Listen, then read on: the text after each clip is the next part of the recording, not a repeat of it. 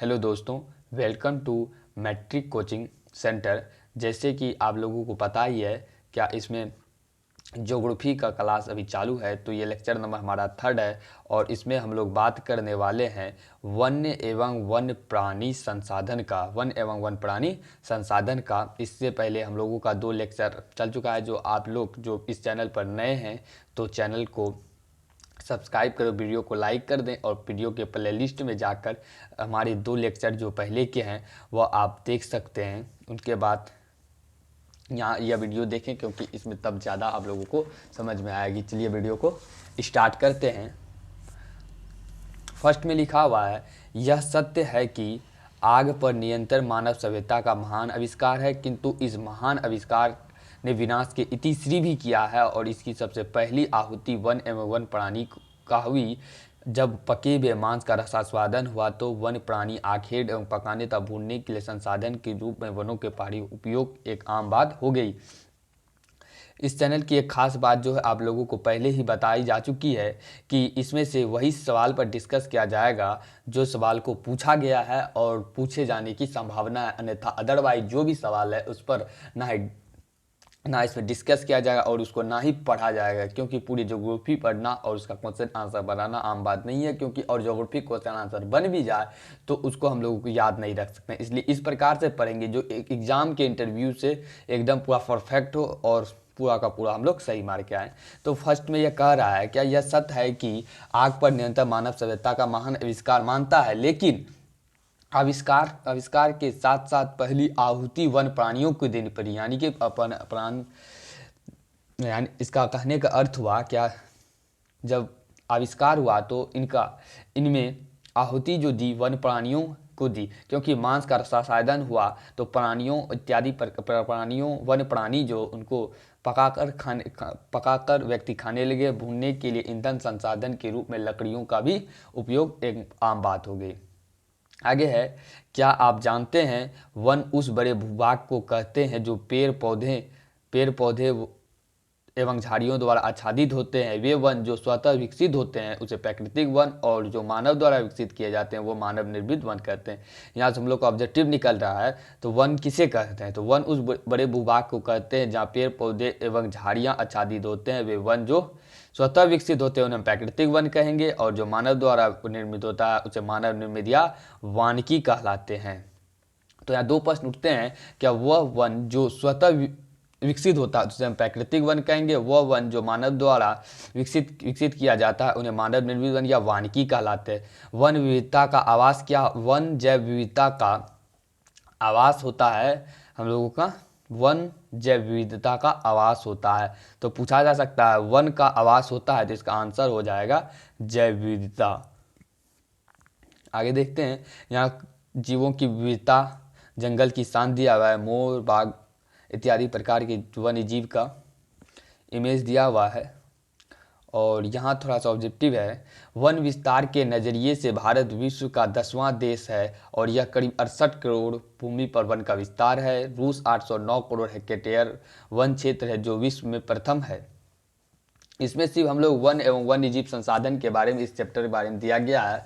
तो उसमें से दिया हुआ है क्या, भारत विश्व का 10वां देश है जहां 68 करोड़ हेक्टेयर भूमि पर विस्तार है। अगर विश्व के परिप्रेक्ष्य में बात करें तो रूस सबसे आगे है, 809 करोड़ हेक्टेयर पर यहाँ वन है।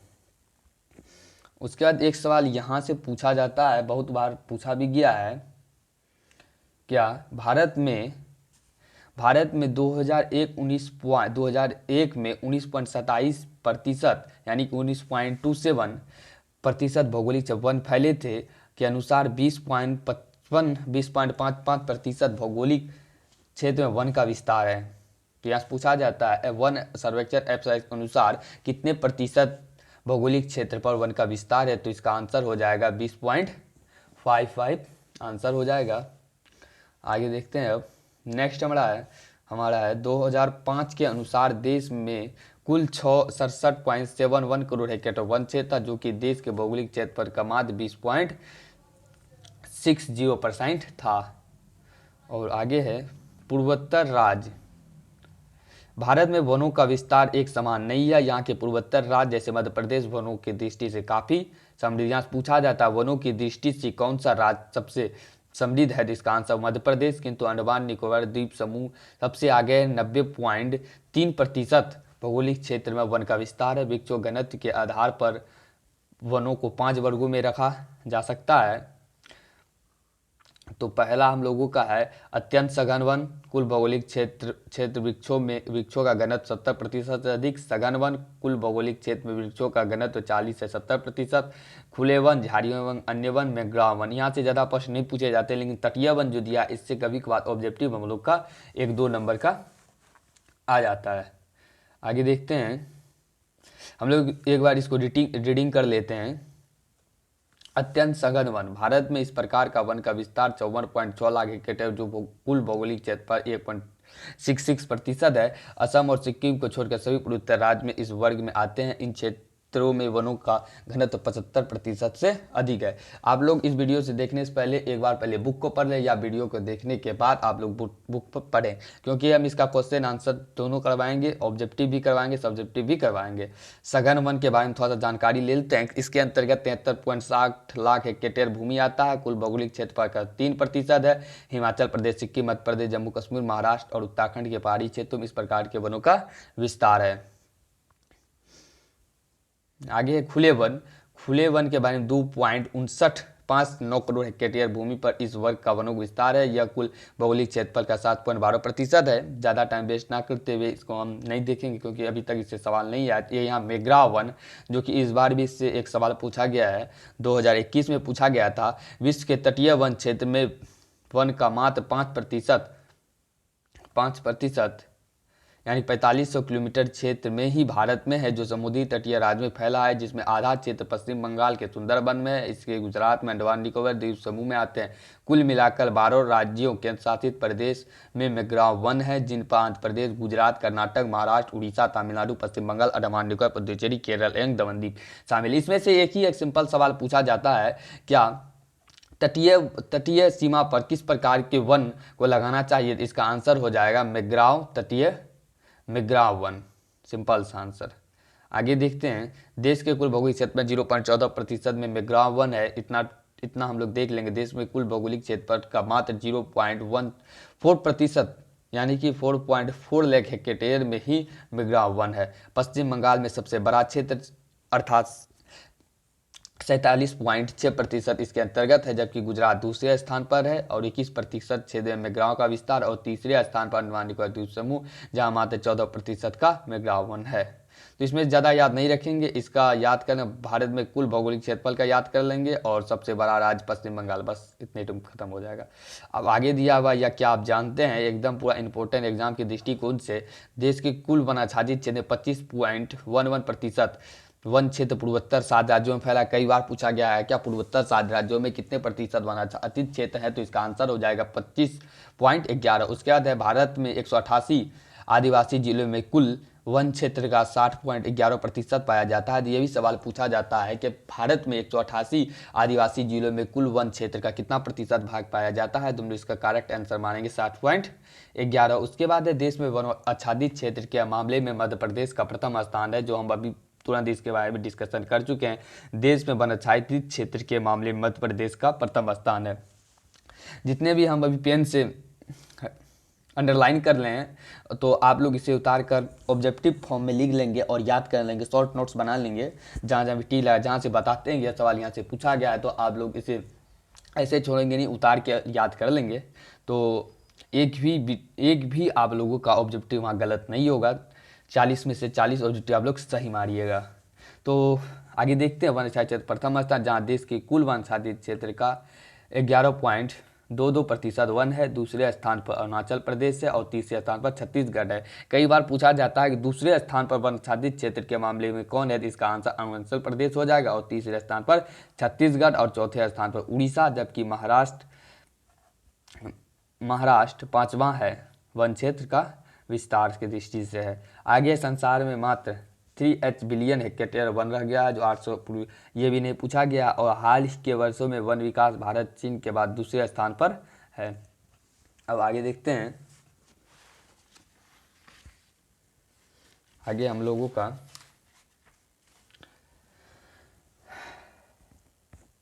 आगे हम लोग कह रहे हैं प्रशासकीय दृष्टि से वनों को निम्नलिखित वर्गों में रखा गया है। तो वहाँ ऑब्जेक्टिव में पूछा जा सकता है प्रशासकीय दृष्टि से वनों को कितने वर्गों में रखा गया है। तो इसका आंसर है आरक्षित वन है, रिजर्व फॉरेस्ट है, प्रोटेक्टेड फॉरेस्ट है और एक है अवर्गीकृत वन यानी अनक्लासिफाइड फॉरेस्ट।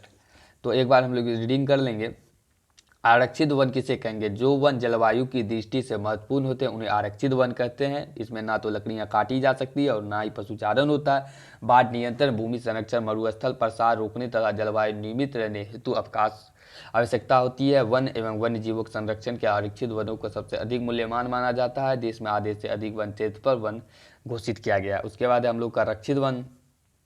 रक्षित वन में बताया गया है इस वन क्षेत्र में विशेष नियमों के अधीन पशुओं को चराने, सीमित रूप से लकड़ी काटने की सुविधा दी जाती है। वनों के अत्यधिक नष्ट होने से बचाने के लिए इसकी सुरक्षा की जाती है। वन विभाग के अनुसार कुल वन क्षेत्र लगभग 1/3 हिस्सा रक्षित वन है। इसके बाद हम लोग इसका ऑब्जेक्टिव और स्ट्रेटजी दोनों प्रकार के प्रश्न देखेंगे और इसमें से कौन सा बनाना है कौन सा ना बनाना है वो अभी हम लोग डिस्कस करेंगे। और वर्गीकृत वन है, आप लोग इसे अपने एक बार रीडिंग कर लेंगे। हम लोग आगे देखते हैं, यहाँ थोड़ा सा देखते हैं। आरक्षित और रक्षित वन की सबसे अधिक विस्तार मध्य प्रदेश में ही है और जहाँ कुल वन क्षेत्र का 75% भाग है। इसके अतिरिक्त जम्मू कश्मीर, आंध्र प्रदेश, उत्तराखंड, केरल, तमिल, पश्चिम बंगाल, महाराष्ट्र में कुल वनों का एक बड़ा अनुपात आरक्षित वनों का है। अब आगे नेक्स्ट देखते हैं हम लोगों का क्या है। नेक्स्ट है हम लोगों का, यहाँ देखते हैं भारत में वनों की उत्पादकता 0.5 घन मीटर प्रति वर्ष है, जबकि विस्तार की दृष्टि से 2.1 घन मीटर होना चाहिए। तो यहाँ हम लोग का दो सवाल बन रहा है कि भारत की वन उत्पादकता कितना वर्ष घन मीटर प्रति वर्ष है, तो 0.5 इसका आंसर हो जाएगा। अगर पूछ दिया जाता विस्तार की दृष्टि से कितना होगा तो 2.1% घन मीटर होना चाहिए। दो ऑब्जेक्टिव प्रश्न है, इसे आप लोग यहाँ से उतार लेंगे। और यहाँ दिया हुआ है भारत में वनों का ह्रास का एक बड़ा कारण कृषिगत भूमि का फैलाव है। भारत में जनजातीय क्षेत्र में स्थानांतरी खेती अथवा स्लैश और वन खेती के चलते वनों का ह्रास हुआ। अगर वहाँ पूछा जा रहा है क्या वनों का ह्रास का प्रमुख 4 या 5 कारण लिखे, उनमें से हम लोग यहाँ 2 कारण यहाँ देख रहे हैं कि भारत में वनों का ह्रास का सबसे बड़ा कारण है कृषिगत भूमि का फैलाव और दूसरा भारत में जनजातीय क्षेत्र में स्थानांतरी या झूम खेती। स्थानांतरी या झूम खेती कहने का अर्थ यह हुआ कि एक जगह खेती करने के बाद वहाँ की मिट्टी की उर्वरता शक्ति खत्म हो जाने पर दूसरे स्थान पर चले जाने को हम लोग कहेंगे झूम या स्थानांतरित किसी। स्थानांतरित मतलब एक स्थान से दूसरे स्थान पर जाना। आगे देखते हैं हम लोग। अब पश्चिम बंगाल में टाइगर रिजर्व डोलोमाई के खनन के कारण भारी खतरे में है। तो कई बार पूछा जाता है कि टाइगर रिजर्व बाघ संरक्षण किस राज्य में है, तो इसका आंसर हो जाएगा पश्चिम बंगाल। और थोड़ा यहाँ हम लोग पढ़ते हैं वन एवं वन्य जीवों के विनाश में पशुचारण और ईंधन के लिए लकड़ियों का उपयोग की काफ़ी भूमिका रही है। तो हम लोग का अगर वन के ह्रास के बारे में पूछा जाएगा तो हम लोग यहाँ प्रत्यक्ष रूप से 3 को देख रहे हैं। पहला क्या, भारत में वनों का ह्रास का एक बड़ा कृषिगत भूमि का फैलाव है। दूसरा, जनजातीय क्षेत्र में स्थानांतरी खेती अथवा स्लैश और वन की खेती के चलते वनों का ह्रास हो रहा है। तीसरा हो जाएगा वनों एवं वन्य जीवों के विनाश में पशुचारण और ईंधन के लिए लकड़ियों के उपयोग से काफ़ी भूमिका रही है। और यहाँ से 3 लाइन हम लोग का निकल रहा है वन यानी कि वन का ह्रास होने का।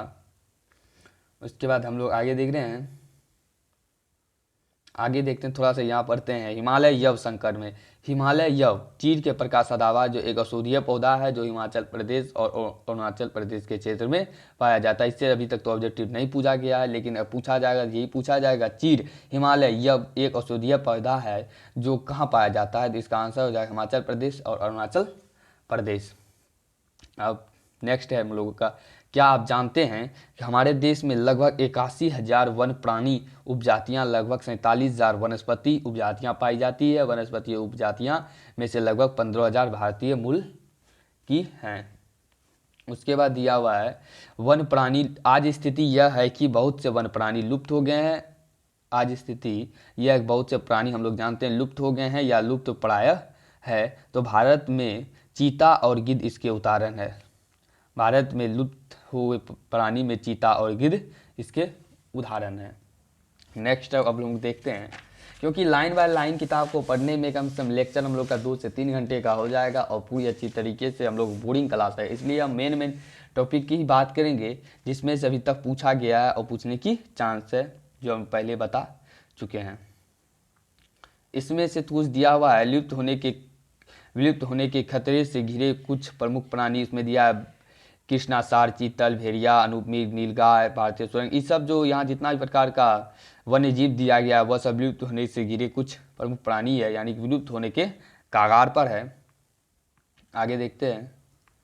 उसके बाद यह वन्य जीवों के अधिवास पर प्रतिकूल मानवीय प्रभाव के 3 प्रमुख कारण है जो निम्नलिखित हैं। आप लोग इसे एक बार पढ़ लेंगे। तो आगे हम लोग का क्या आप जानते हैं, निम्न तलीय जल जमाव वाले क्षेत्र के वेटलैंड कहा जाता है। निम्न तलीय जल जमाव वाले क्षेत्र को वेटलैंड कहा जाता है। स्थानीय तौर पर इसे चौड़, भांगर, मौन या टाल भी कहा जाता है। इससे सवाल नहीं पूछा गया लेकिन पूछने का चांस बन रहा है। दिया हुआ है, क्या आप जानते हैं क्या निम्न तलीय जल जमाव वाले क्षेत्र को वेटलैंड कहा जाता है। पूछा जा सकता है निम्न तलीय जल जमाव वाले क्षेत्र को क्या कहा जाता है, तो हम लोगों का आंसर हो जाएगा वेटलैंड। और ये भी पूछा जा सकता है वेटलैंड को स्थानीय तौर पर क्या कहा जाता है, तो इसमें चौड़, भांगर, मौन, टाल भी कहा जाता है। उसमें से चौड़, भांगर, मौन दे देगा और कहेगा इनमें से सभी। आप लोगों को याद रहेगा तब करेक्ट आंसर लगा पाइएगा, इनमें से सभी। अब हम लोग आगे देख रहे हैं। तो इधर से अभी तक नहीं पूछा गया है सवाल, तो हम लोग नेक्स्ट आ जाते हैं। यहाँ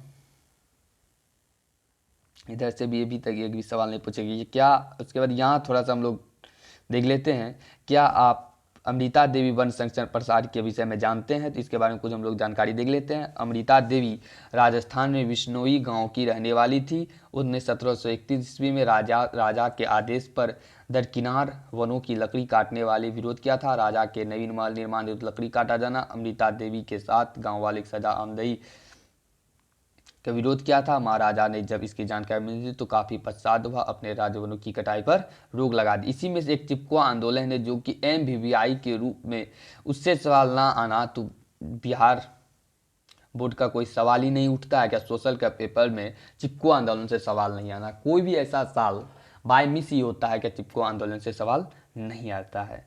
आगे हम लोगों का भारत में संकटापन्न पादप प्रजातियां के सूची बनाने का काम सर्वप्रथम 1970 में botanical survey of India BSI तथा वन अनुसंधान संस्थान देहरादून द्वारा संयुक्त रूप से किया गया था। इन्होंने जो सूची बनाई उसे रेड डाटा बुक के नाम दिया गया। इसी क्रम में असाधारण पौधे के लिए ग्रीन बुक तैयार किया गया। तो यहाँ पूछा जाता है कि रेड डाटा बुक क्या है, कई बार पूछा गया है, तो इसके बारे में हम लोग लिखेंगे। भारत में संकटापन्न यानी जिस संकटपन्न है पादप प्रजाति यानी कि जो विलुप्त होने के कगार पर उनका सूची बनाया गया था, तो वो बनाया गया था 1970 में बॉटेनिकल सर्वे ऑफ इंडिया के तहत BSI द्वारा और देहरादून संयुक्त रूप से, और इनका वन अनुसंधान संस्थान जो देहरादून द्वारा संयुक्त रूप से तैयार किया गया था। इन्होंने जो सूची बनाई उसे हम लोग रेड डाटा बुक से नाम जानते हैं। और इसी क्रम में असाधारण पशु यानी रेयर प्लैनेट्स के लिए ग्रीन बुक तैयार किया गया था। आखिर रेड डाटा बुक क्या है, इनके बारे में थोड़ी जानकारी हम लोग देखते हैं। इसमें समान प्रजातियों के विलुप्त होने के खतरे अवगत किया जाता है। संकटाग्रस्त प्रजातियां समान रूप से चिन्हित किया जाता है। विश्व स्तर पर संकटाग्रस्त प्रजातियां को तुलनात्मक स्थिति को प्रति चेतावनी देती है। स्थानीय स्तर पर संकटाग्रस्त प्रजातियों की पहचान व उनके संरक्षण से संबंधित कार्यक्रम प्रोत्साहन देना है। मिला जुलाकर एक लाइन में कही जाए तो जो भी जीव इस संकट में है उन सभी को अंतर्राष्ट्रीय एवं राष्ट्रीय स्तर पर बचाने की बात की जाती है। मिला जुलाकर यही बात कहा जा रहा है। तो अब हम लोग आगे देखते हैं। देखिए, इस संस्था से विभिन्न प्रकार के पौधे प्राणियों और जातियों को चिन्हित कर संयोजित किया गया है। तो उनमें समान जातियाँ, संकटाग्रस्त जातियाँ, तो आप लोग इसे खुद से पढ़ लेंगे। यहाँ से अभी तक ऑब्जेक्टिव तो नहीं है, इसलिए हम लोग इसमें ज़्यादा छेड़छाड़ नहीं करेंगे। अब हम लोग इधर आते हैं। वन्य जीवों को उनके प्राकृतिक आवास में संरक्षित करने का प्रयास सफल हो रहा है तो इसे हम इंस्टीट्यूटिव प्रयास कहते हैं। देखिए बहुत मेहनत लगता है, कहाँ कहाँ से ऑब्जेक्टिव पूछा है और हम लोग को पता लगाने में बहुत ही टाइम लगता है। इसलिए वीडियो को आप लोग लाइक करें और चैनल को सब्सक्राइब करें। अगर वीडियो अच्छा लगा तो आप लोग वीडियो को अत्यधिक शेयर करें, क्योंकि आप लोग का एक लाइक ही हम लोग को मोटिवेट करता है और अत्यधिक वीडियो बनाने का। तो आगे है, तो प्राकृतिक आवास में संरक्षित करने का सफल प्रयास हो रहा है जिसे हम लोग कहेंगे इन सीटू। तो पूछा जा सकता है वन्य जीवों को उनके प्राकृतिक आवास में संरक्षित करने का प्रयास जो सफल हो रहा है तो हमें उसे क्या कहते हैं, तो इसका आंसर हो जाएगा इन सीटू। इसके अंतर्गत क्या होता है, क्या इसके अंतर्गत विस्तृत भूखंड को संरक्षित क्षेत्र घोषित किया जाता है। इसी प्रकार उन्हें संकट से बचाने के लिए कृत्रिम आवास से संरक्षण का विकास किया जाता है, जिसे एक्स-सीटू कहते हैं। यहाँ देख कन्फ्यूजनल है, वन्य प्राकृतिक आवास संरक्षित करने का प्रयास जो सफल हो रहा है उन्हें हम इन सीटू कहते हैं। जो कृत्रिम आवास संरक्षण का विकास किया जाता है उन्हें हम एक्स-सीटू कहते हैं। यहाँ पूछा जा सकता है कृत्रिम आवास संरक्षण का विकास जो क्या उसे क्या कहेंगे, तो हम लोग एक्स-सीटू कहेंगे। और एक्स-सीटू के प्रयास से जिन प्रजातियों को विलुप्त होने का खतरा है उन्हें संग्रहित किया जाता है। तो आप लोग इसे नोट डाउन कर लेंगे। अब हम लोग आगे बढ़ रहे हैं। यहाँ कुछ राष्ट्रीय उद्यान नेशनल पार्क के बारे में दिया है, तो थोड़ा सा हम लोग इसके बारे में पढ़ लेते हैं। ऐसे पार्क का उद्देश्य वन प्राणियों को प्राकृतिक आवास में वृद्धि एवं प्रजनन की परिस्थिति तैयार करना। इस उद्यान में बाहरी हस्तक्षेप वर्जित है, जैसे कृषि कार्य, वन उत्पाद एकत्र करना, पशुचारण तथा निर्माण कार्य। इसी प्रकार से हमारे देश में राष्ट्रीय उद्यान की संख्या 85। यहाँ से एक पॉजिटिव निकल रहा है कि हम लोग के देश में, हम लोगों के देश में राष्ट्रीय उद्यान संख्या 85 है। तो इनके बारे में कुछ तालिका दिया गया है, नीचे हम लोग का तालिका में है। भारत में राज्यानुसार प्रमुख राष्ट्रीय उद्यान अभयारण्य, मध्य प्रदेश में बांधवगढ़ राष्ट्रीय उद्यान। ये सब सभी तक तो नहीं पूछा गया, इसलिए हम लोग इस पर ध्यान नहीं देंगे। अगर पूछा भी जाएगा इतनी बड़ी तालिका याद करके हम लोग एक दो ऑब्जेक्टिव ठीक मारेंगे, इससे क्या फ़ायदा, इसलिए हम इसको छोड़ देंगे। अगर आप कॉम्पिटिटिव एग्ज़ाम की तैयारी अगर करेंगे, ये सब कॉम्पिटिटिव एग्ज़ाम के लिए MBBI हो जाता है। तो हम लोग तो कॉम्पिटिटिव एग्ज़ाम देने वाले नहीं है, BCB बोर्ड अच्छी नंबर से पास करना है सिर्फ। तो आगे हम लोग देख रहे हैं छत्तीसगढ़ इंद्रावती राष्ट्रीय उद्यान है यहाँ, इसको अभी हम लोग नहीं देखेंगे, उसके बाद डायरेक्ट आगे आ जाएंगे।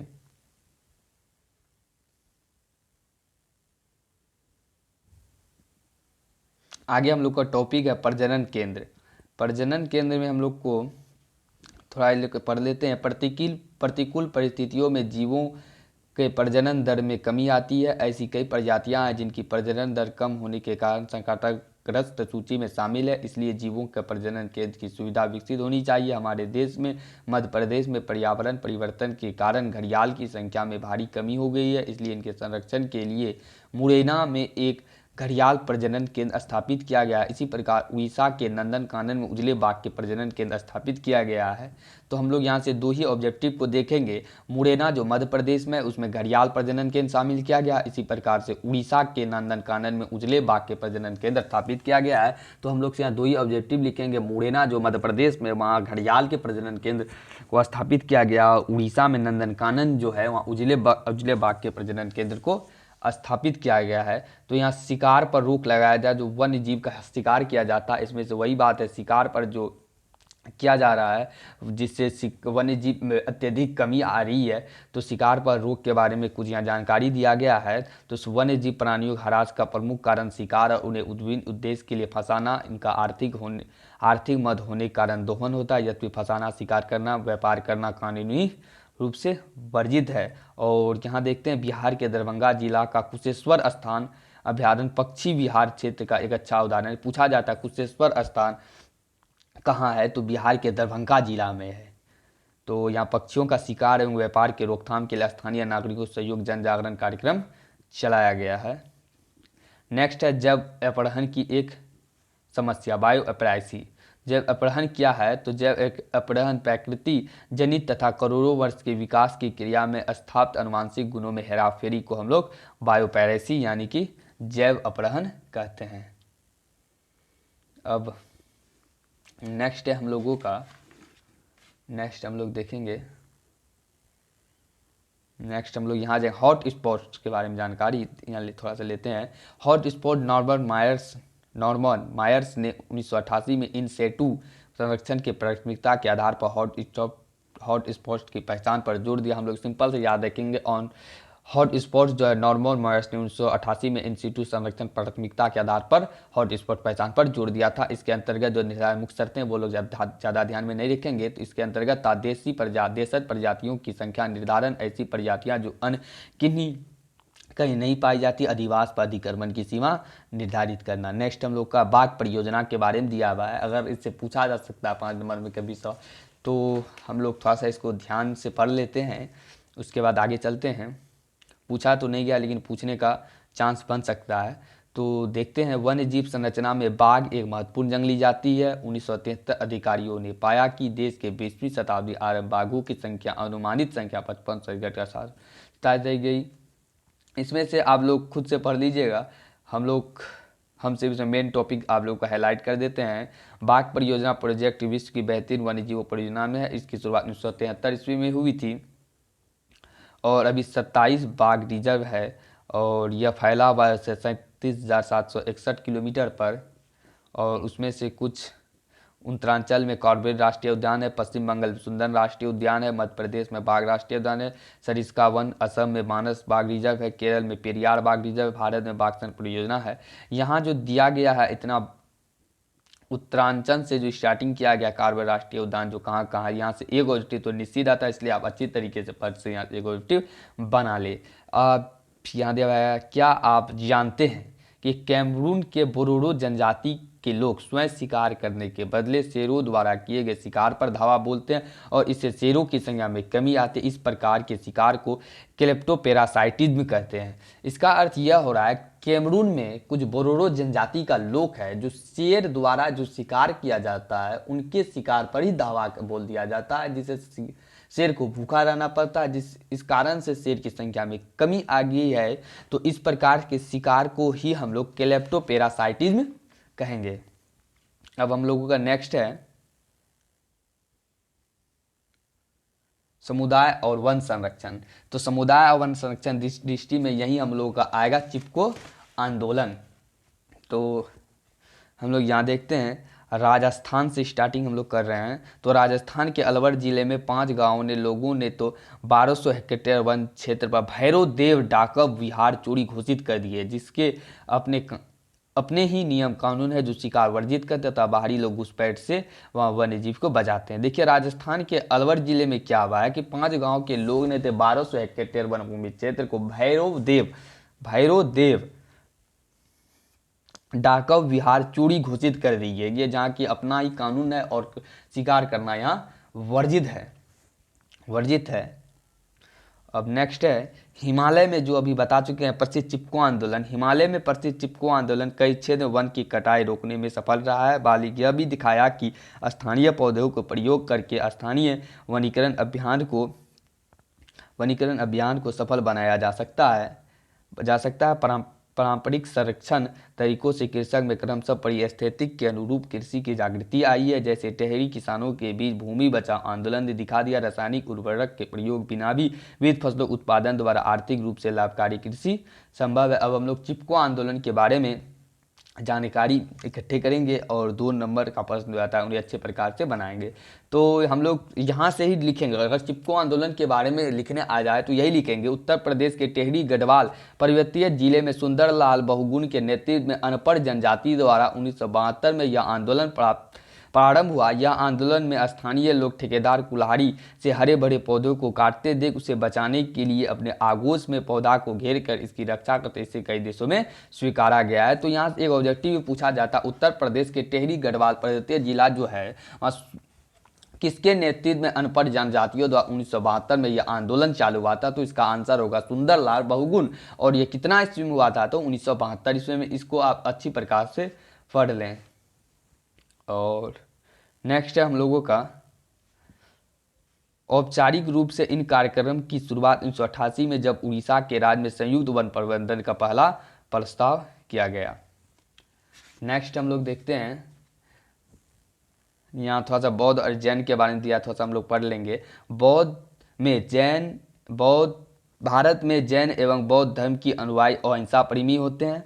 कहने का अर्थ है जैन और बौद्ध धर्मी जो लोग हैं वो हिंसा नहीं करते, यानी कि मारपीट नहीं करते हैं, वो अहिंसा होते हैं, यानी कि हिंसा से दूर रहते हैं। और ये कहते हैं अहिंसा प्रमुख धर्म है, यानी कि मारपीट ना करना ही सबसे बड़ा धर्म है पर आधारित है। जैन समुदाय के बीच सूक्ष्म जीवों की हत्या करना वर्जित है, अतः वन एवं वन प्राणियों के संरक्षण का काफ़ी योगदान है। महात्मा बुद्ध ने 487 ईस्वी में कहा था, पेड़ की विशेष और सीमित दयालु और उदारता पूर्वक जीवधारी हैं जो अपने सतत पोषण के लिए कोई मांग नहीं करता और दानशीलता पूर्वक अपने जीवन क्रियाओं को भेंट करता है। ये महात्मा बुद्ध बारे में कुछ पेड़ के बारे में कहे थे।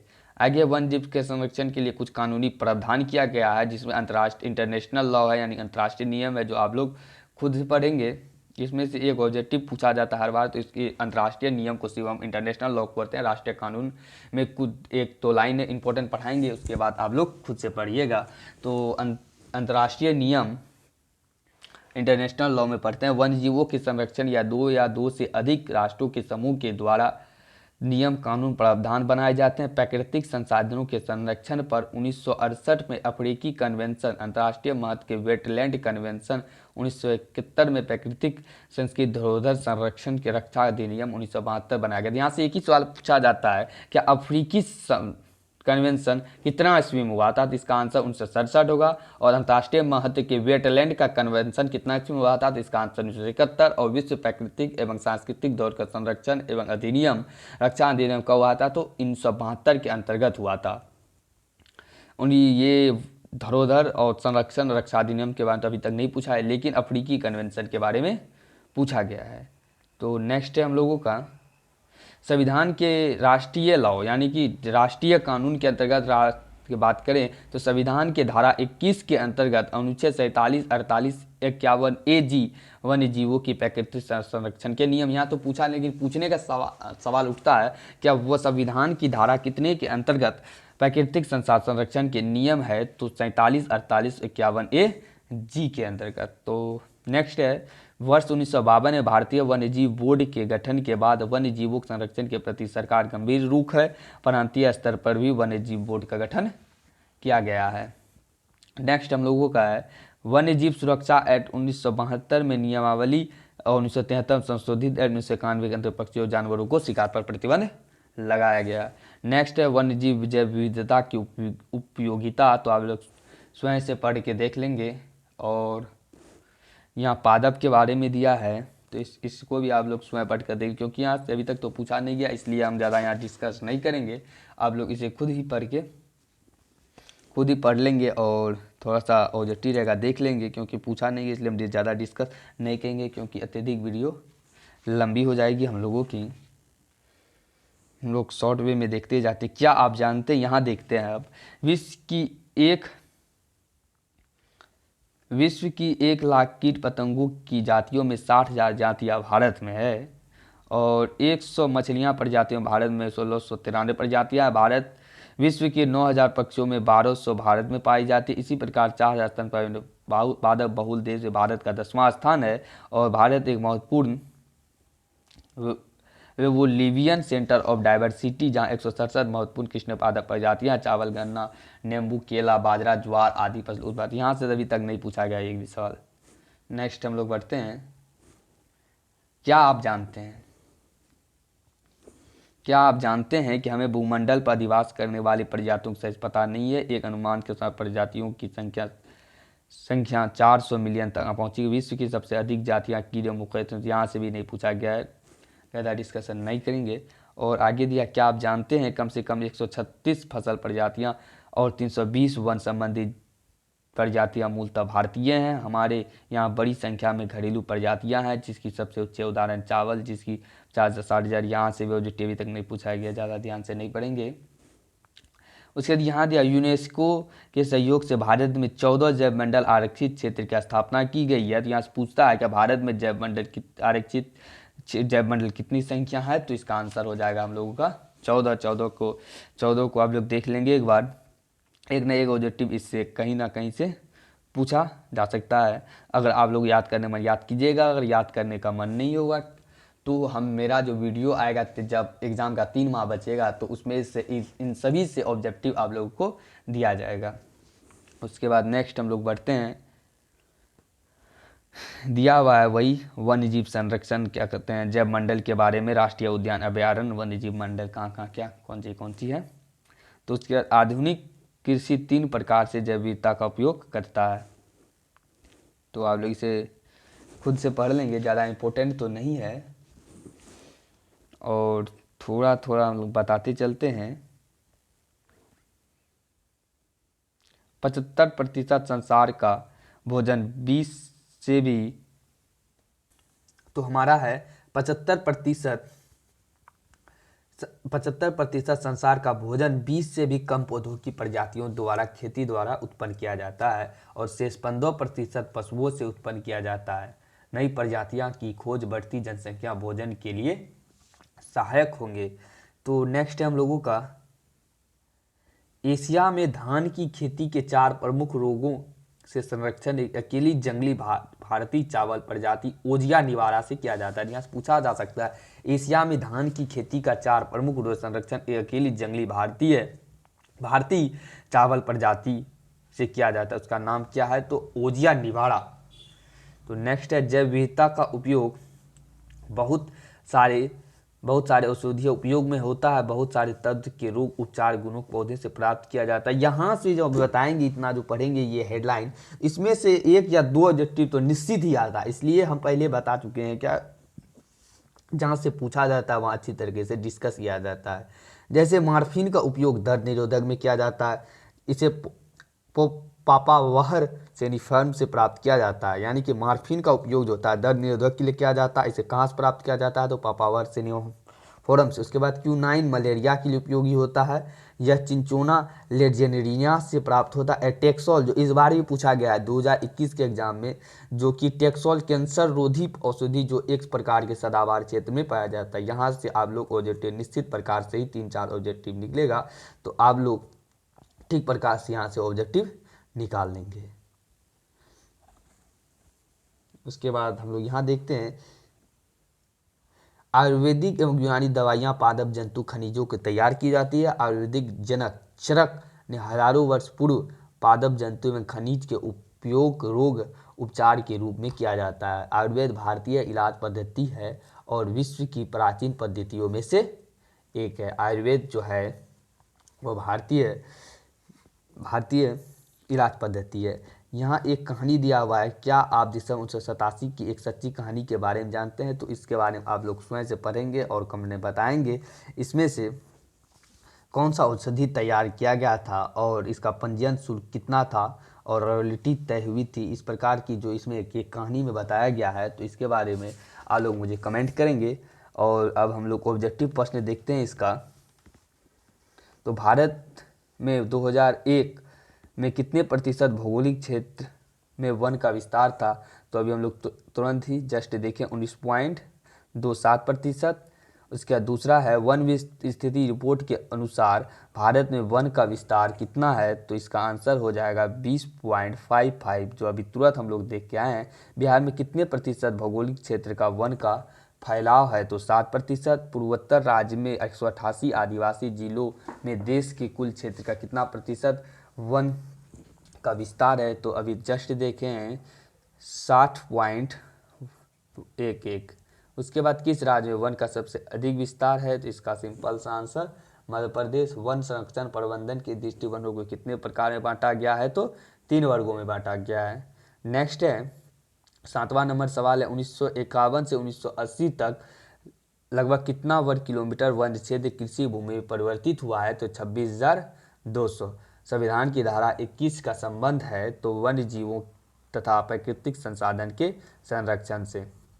उसके बाद नेक्स्ट 9वां है हम लोग का, एक NFGO की वानिकी रिपोर्ट के अनुसार भारत 1948 विश्व के कितने हेक्टेयर भूमि पर वन का विस्तार है, तो 4 अरब हेक्टेयर, जो अभी तुरंत बता चुके हैं। प्राकृतिक संसाधनों की 1968 में कौन सा कन्वेंशन हुआ था, जहाँ वेटलैंड कन्वेंशन और बताए थे, तो वहीं हम लोग का था अफ्रीकी कन्वेंशन जो बताए थे, अभी पूछा गया, तो इसका आंसर अफ्रीकी कन्वेंशन है। तो इनमें से कौन सा जीव जो केवल भारत में ही पाया जाता है, इसका आंसर डॉल्फिन। भारत का राष्ट्रीय पक्षी आप लोग खुद जानते हैं मैग्राव्स का सबसे अधिक विस्तार है, तो इसका आंसर हो जाएगा सुंदर वन में, जो अभी हम लोग देखे हैं। उसके बाद टेक्सोल का उपयोग होता है तो कैंसर में उपयोग होता है टेक्सोल। चरक का संबंध जो बताया था, चरक जो औषधि के बारे में था, इसका संबंध किससे है तो भारत से। इसका अब हम लोग 2 नंबर प्रश्न देखते हैं, इसमें से कौन कौन हम लोग को बनाना है। लघु उत्तरीय प्रश्न में हम लोगों का है बिहार में वन संपदा की वर्तमान स्थिति का वर्णन कीजिए। फर्स्ट नंबर का सवाल हम लोग बनाएंगे, वन विनाश के मुख्य कारक को लिखिए, जो बता चुके हैं। वन के पर्यावरणीय महत्व को लिखिए। वन्य जीवों के ह्रास के 4 प्रमुख कारण लिखिए। 4 बनाएंगे। छठा बनाएंगे चिपको आंदोलन क्या है।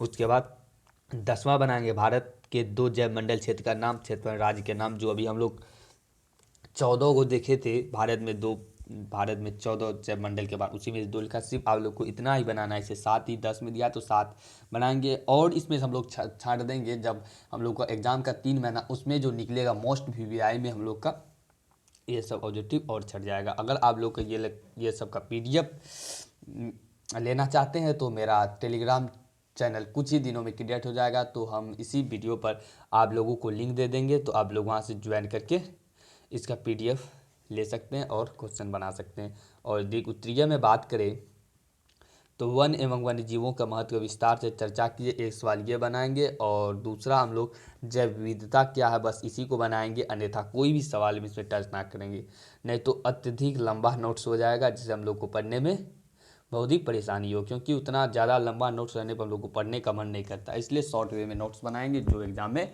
आता है। चलिए अब हम लोग कुछ ऑब्जेक्टिव प्रश्न देख लेंगे और कुछ 2 नंबर और 1 नंबर वाला प्रश्न देखेंगे, जिसमें 1 नंबर हम लोग ऑब्जेक्टिव फॉर्म में पढ़ लेंगे और कुछ सब्जेक्टिव क्वेश्चन भी देखें। आप लोगों को स्क्रीनशॉट लेने का मन होगा तो स्क्रीनशॉट ले लीजिएगा, या तो अन्यथा जब PDF हमारी उपलब्ध हो जाएगी तो आप लोग वहाँ से नोट्स तैयार कर सकते हैं। चलिए अब हम लोग ऑब्जेक्टिव प्रश्न देखते हैं। अब हम लोग कुछ NCERT के प्रश्न उत्तर देखते हैं, जो कि अगर किसी भी वे में अगर ऑब्जेक्टिव पूछा जाएगा तो एक भी ऑब्जेक्टिव नहीं छूटेगी, मेरी गारंटी है। तो पहला हम लोग का सवाल है बहुवैकल्पिक प्रश्न में, सुंदरवन राष्ट्रीय पार्क किस राज्य में स्थित है। पश्चिम बंगाल, असम, गुजरात, त्रिपुरा। तो इसका आंसर हो जाएगा पश्चिम बंगाल। उसके बाद निम्नलिखित में कौन स्थानिक जाति का उदाहरण है, तो इसका आंसर हो जाएगा निकोबारी कबूतर। उसके बाद है निम्नलिखित में से किस राज्य में सर्वाधिक अस्थायी वन क्षेत्र है, जो कि सिंपल सा आंसर मध्य प्रदेश। पेरियार बाग रिजर्व किस राज्य में स्थित है, तो इसका आंसर हो जाएगा हम लोगों का केरल। नेक्स्ट अब हम लोग देखते हैं, नेक्स्ट हम लोगों का है वन और बंजर भूमि जो सरकार, व्यक्तियों और समुदाय के स्वामित्व में होते हैं उन्हें हम लोग क्या कहते हैं, तो उन्हें अवर्गीकृत वन कहते हैं। जो ये हम लोग देखें प्रशासकीय दृष्टि से वनों को 3 भागों में जो बांटा गया उसी सवाल है।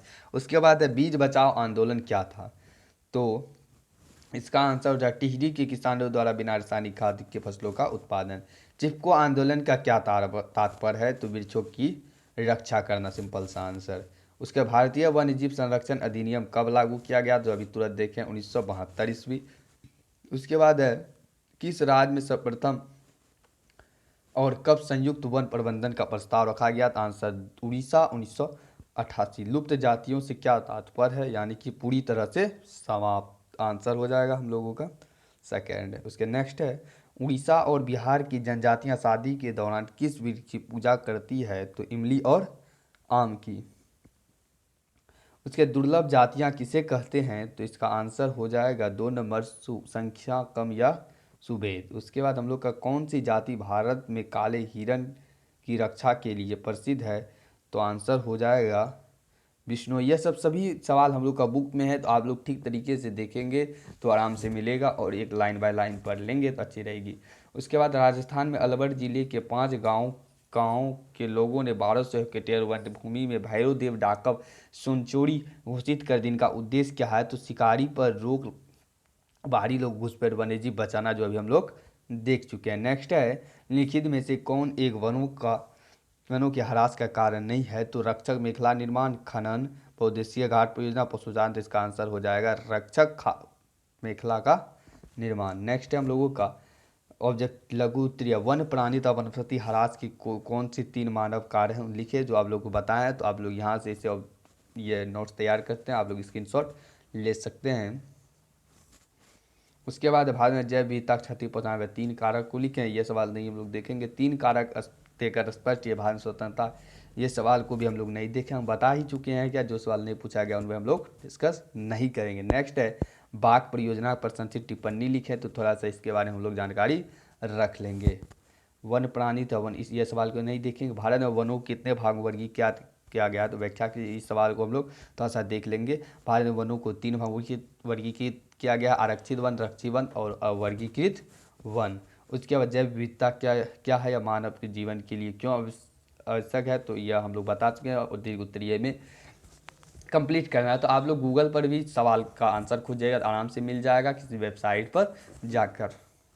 उसके बाद संयुक्त वन प्रबंधन कार्यक्रम 3 विशेषताओं का वर्णन कीजिए, ये सवाल को नहीं देखेंगे। वन्य जीव संरक्षण, आगे नेक्स्ट एक हिमालय में प्रसिद्ध चिपको आंदोलन का वर्णन कीजिए।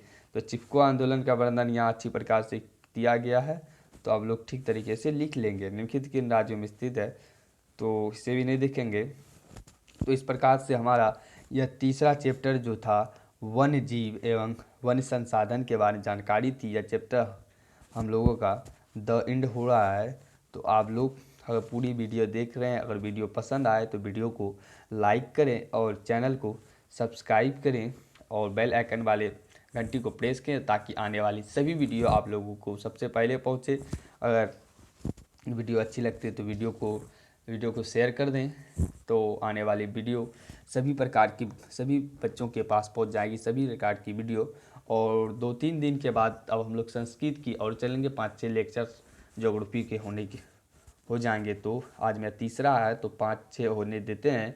उसके बाद हम लोग संस्कृत बुक पर आएंगे, संस्कृत का कुछ पढ़ लेंगे बुक में।